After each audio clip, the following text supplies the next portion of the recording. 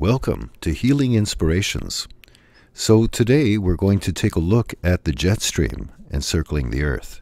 And we've opened up the GFS prediction for modeling for the next 2 weeks from tropicaltidbits.com, so you can go there and check it out. We take a look at the difference of air mass, the cold air mass of the Arctic and the warm air, humid, moist air associated with the tropical regions, and the demarcation line between the cold air Arctic mass and the warm, moist tropical air is the jet stream, which you can see here by this line that goes across the screen. But you'll notice that it has some unusual warping, bending variations. It's not a straight line.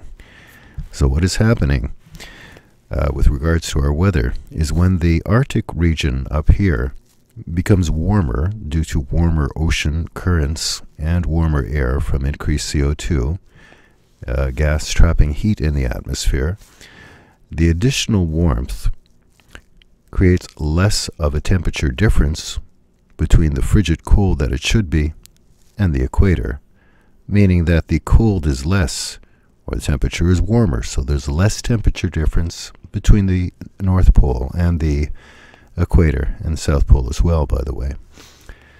And what does that do? With less temperature, there's less energy. Less energy means there's less energy to drive straight-lined winds, and the jet stream itself becomes weaker, allowing it to bend or warp with Earth's pressure systems. Toward the north, you can see extreme warp bending going on here, and warping allowed to pass through by the warmer ocean waters. And over North America, you can see this bend persistently over the west. That's from the warm Pacific air pushing up and warm water. This bending and warping jet stream is bringing extreme weather as the cold air mass meets the warm air mass. What happens is the warmth, moist air meets the cold, it condenses, and that we have snow, sleet, or rain, depending on how cold it is, where the condensation is occurring. Extreme weather means unpredictable weather, hot, cold, that would adversely affect our crop production and therefore our food supply. It's a global security threat which is increasing. Reforestation is urgent to absorb the CO2. Agriculture for meat production is using 3/4 of our agricultural land, and if we switch to a vegan diet, we can reforest this land to absorb CO2. And now with the delicious vegan choices we have, it could be very easy. In fact, it is. We have vegan chicken, vegan beef, vegan burgers.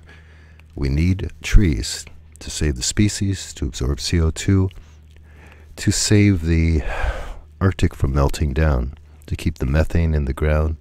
These are very alarming signs we are watching. We are on the precipice of great changes without reforestation. The current wacky weather will get worse. And if you followed what's been going on, extreme weather, in fact, 2017 was the costliest year for the United States at over $3 billion.